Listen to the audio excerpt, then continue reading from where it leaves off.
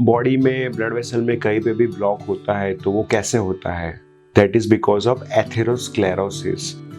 घबराइए मत, ये बड़ा वर्ड है पर मैं आपको आज की वीडियो में बताऊंगा एथेरोस्क्लेरोसिस के बारे में। Hello everyone, I am doctor Dairav Kireddy, I am vascular interventional radiologist.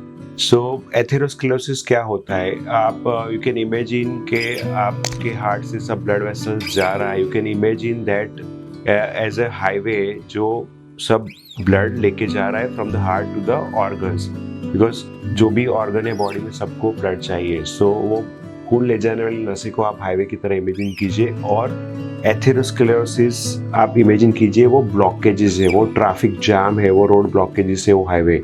सो ये कैसे होता है?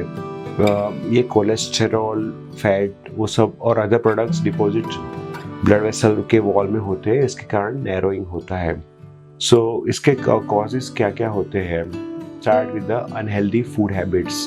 अगर हम लोग सैचुरेटेड फैटी एसिड या वेजिटेबल ऑयल्स ज़्यादा मात्रा में लेते हैं तो that can cause accumulation of fat in the blood vessels, उसके कारण एथेरोस्क्लेरोसिस होता है।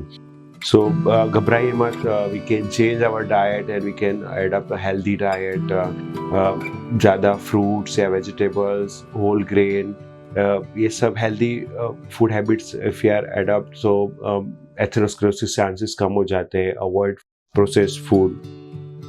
Next up is exercise.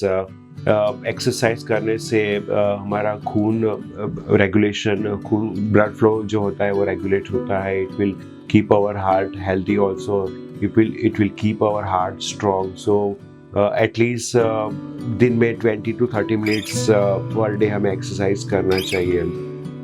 Next, smoking is really important risk factor for development of atherosclerosis. So quit smoking as soon as possible.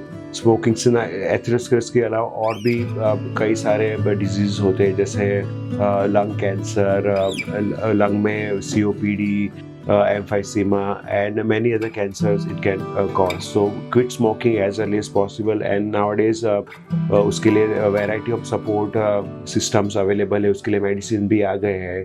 So definitely you can try one of those things. A regular health checkup is most important thing, जो generally हम लोग ignore करते हैं कि generally it all starts 30-40 years के बाद. So you should do regular health checkup as early as possible. सो के blood pressure है, डायबिटीज़ है, कोलेस्टेरॉल है, अगर ये सब अर्ली एज में डिटेक्ट होता है तो वो आगे प्रोग्रेस नहीं होगा। हम लोग easily with medicine, with the lifestyle modification हम लोग इसको ट्रीट कर सकते हैं। तो regular health checkups are most important thing.